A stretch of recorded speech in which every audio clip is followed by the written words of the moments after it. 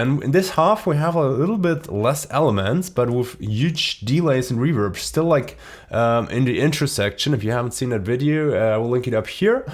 But here we kind of like continue with the same concept. So we kind of like have sparse elements which take a lot of space.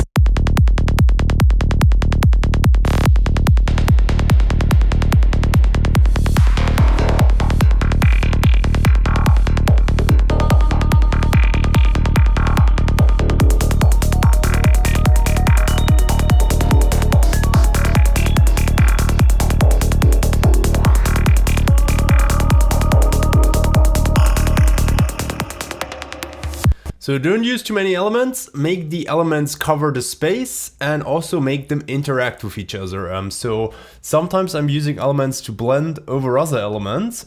So for example, here we have this sequence here where we blend over with this combo of stabs and stings, FMs to kind of like introduce, it's like in the half of the first half here. So like after 4 bars.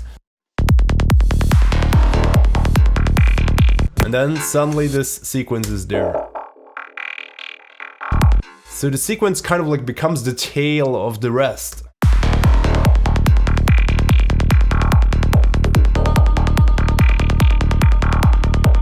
And I like to do that a lot, like that you have some kind of like blending effect, which takes away your attention and then something else comes in. Another thing to notice here is that we have a filtering here in the kick and bass and in the drums to make a little bit room for the drop and the part after, which I haven't done yet. So I'm kind of like going with you guys through the whole track here, step by step, video by video, and here basically we make some room with some filter.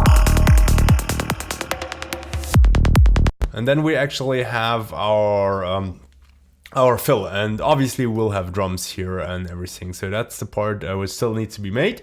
But I think that was kind of like the most interesting things about this part. To sum this up, don't use a lot of elements, just make the elements take the space and work together, then blend over stuff so that it becomes a little bit more masked, not everything appears so obvious, and then work in the end with like filtering and fills to really take the energy over into the next block and kind of like make a little bit of a break there and not just fully continue.